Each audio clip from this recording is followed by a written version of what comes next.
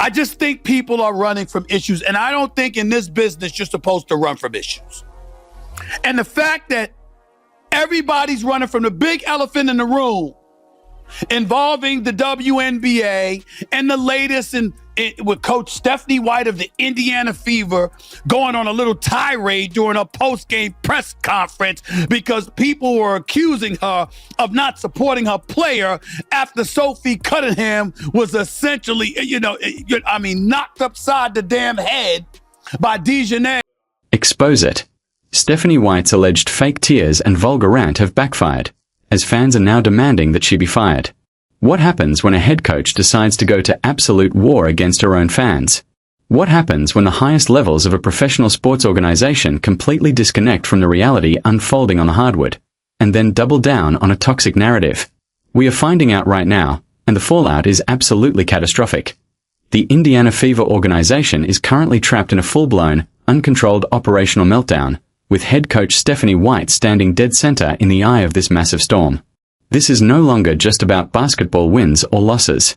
We are looking at a high-stakes crisis of institutional confidence, a total collapse of public relations, and a fan base that has officially reached its breaking point. If you thought the tension in the WNBA couldn't escalate any further, you need to brace yourself, because the truth about Stephanie White's controversial press conference, her heavily questioned emotional display, and what fans see as a betrayal of her own roster has finally been exposed. Hit that like button, and subscribe if you are tired of the constant controversy. Let's break down exactly what just fractured the Indiana Fever. To understand the sheer magnitude of this disaster, we have to analyze the critical elements of this controversy, starting with the inciting incident that shattered the trust of the fans. The absolute chaos erupted after a highly publicized and intensely physical game between the Indiana Fever and the Chicago Sky. During this intense matchup, Sky player Dejanay Carrington was ejected for a flagrant 2 foul after striking Fever guard Sophie Cunningham in the head and neck. Now, in any normal organizational structure, a head coach would immediately go to bat for their player.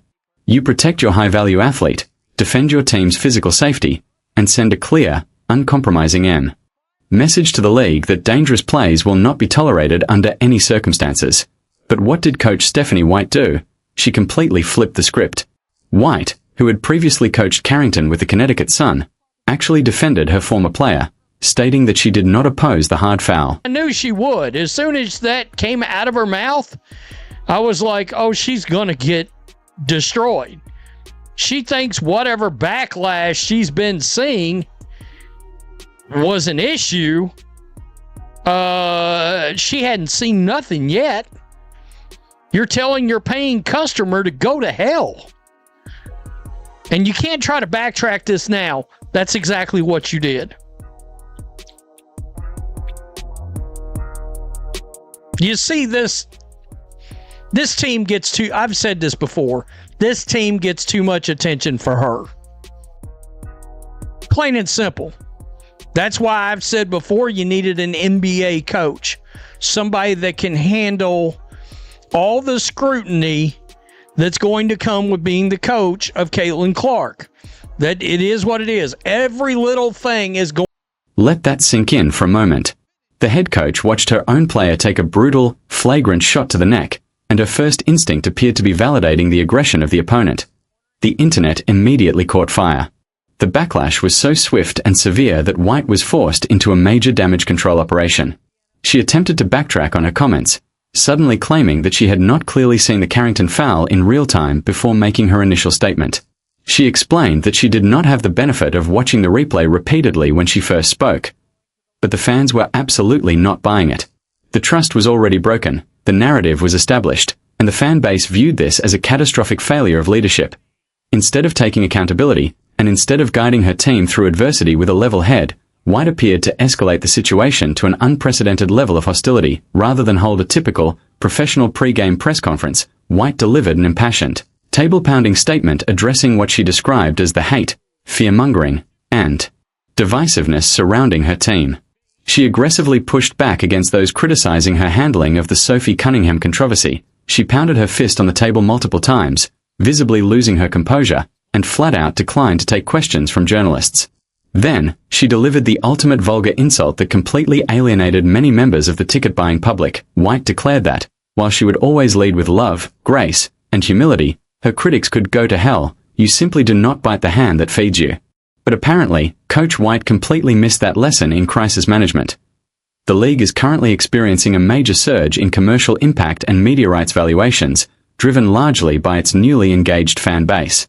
So, how does the head coach of one of the most scrutinized franchises in the league respond to the mounting pressure of the spotlight? By delivering a furious, emotional outburst and telling her critics to go to hell. Men's sports, that coach usually ends up getting his ass fired. Stephanie White could be on her way out. The fans appear to be done with her. We got to get into it. Welcome to Keep the Vision. Make sure you like, comment, subscribe, share the channel, hit the bell notification, hype the video. That'd be greatly appreciated. Let's get right into things, man. We have to start right here. Okay, here it says, Indiana Fever head coach Stephanie White was booed by fans prior to a game following backlash over her comments defending Chicago Sky guard Dejanay Carrington after her flagrant 2 foul on Fever guard Sophie Cunningham. Now, we all saw what she had to say, and then she went on this whole tirade before the game, basically telling everybody to F off, go to hell. As a direct quote, she told everybody to go to hell, and the fans booed the hell out of her before the game. You told everybody to go to hell, and the fans booed the hell out of you before the game started. This is courtesy of Alexa Philippou. Statement from Indiana Fever team president. The damn team president. When the reality of her vulgar outburst finally set in, White tried to pivot toward an emotional appeal, claiming that she is only human and insisting that love would ultimately win. She desperately attempted to project strength, stating that the team was united and connected, and that they would not be divided by outside noise. But the internet was not buying the sudden shift in tone. Fans immediately labeled her emotional display as nothing more than fake tears, a desperate, calculated PR move allegedly designed to gain sympathy from a media landscape that had historically protected her. The era of gaslighting the audience is over. Fans are demanding accountability, not an emotional performance. They are tired of watching the league being used as a platform for divisive rhetoric, only for those involved to play the victim card the moment the crowd pushes back. The fans instantly retaliated on the hardwood. The atmosphere inside the arena turned completely toxic. During the Fever's game against the New York Liberty, Stephanie White was brutally booed by sections of her own home crowd. The boos echoed throughout the stadium, becoming a deafening, real-time rejection of her leadership and agenda online. The comment sections transformed into an absolute war zone. Fans demanded her immediate termination. Indiana's own lieutenant governor even stepped into the controversy, publicly calling for White to be fired. The situation had now escalated from a sports debate into a full-scale institutional crisis. But this is where the story takes a massive, true crime-level twist regarding the structural hierarchy of the Indiana Fever. With a fan base in full mutiny, politicians demanding her job, and the locker room culture heavily under the microscope, you would assume that the front office would be forced to terminate her contract in order to protect the brand's commercial viability. But, in a shocking turn of events, Fever leadership doubled down. Team president Kelly Kraskoff stepped directly into the line of fire and threw her full support behind the embattled coach. Kraskoff released a statement claiming that White had done a tremendous job keeping the team focused and united under the brightest spotlight the league has ever seen. Kraskoff made it absolutely clear, Stephanie White has the full support of leadership. That folks speak up and put it where the goats can get it. And get down to the bare bones about what's really going on here and not dancing around the issues. And what disgusts me, listening to so many of these ladies talk about the issues. You're smart, you're articulate, you're educated. You got facts, you got fervor and passion, you've got knowledge, you've got history backing you up.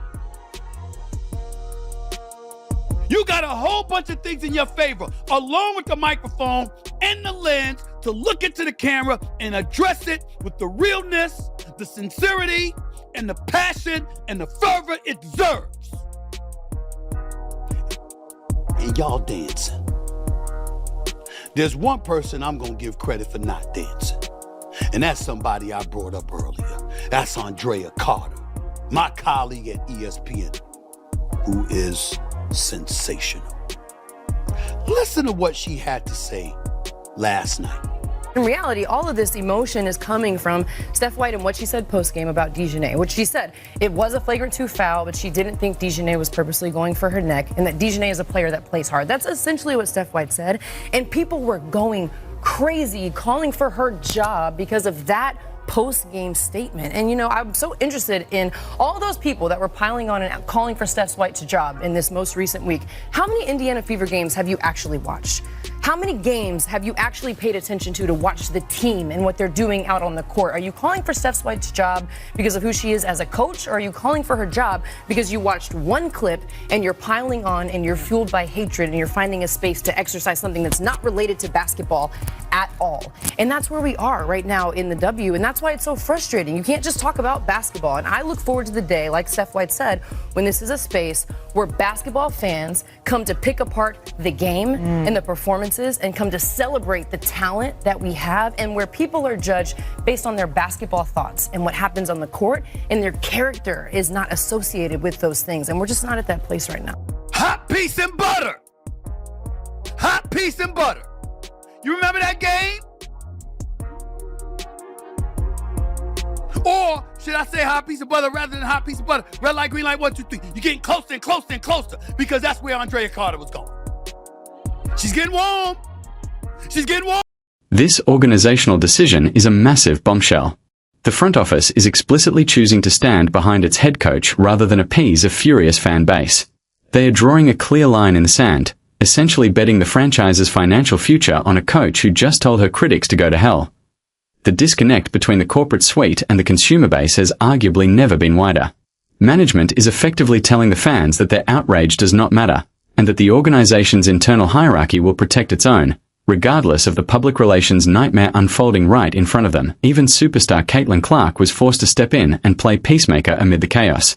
The generational talent revealed that she had spoken privately with White, reminding everyone that coaches are human, too, while attempting to defuse the ticking time bomb. Brennan's on the money. I think you have a way out with this. I'm in agreement with Dre. I think this is the way out. But I don't think they'll do it, because all we've watched this league do is get in its own way at every single turn. And at this point, I'm past looking for them to do the smart thing, the logical thing, what's best for business. I'm done looking for them to actually legitimize this league and not make it a pure clown show. I mean, Jason, we just had Sidney Colson, former Indiana Fever, talking about how they need to just go ahead and start their own Black and queer league. I mean, what are we even talking about? It's a circus, man. They have no clue what they're doing. This thing is full of emotion and no logic, and that is the problem.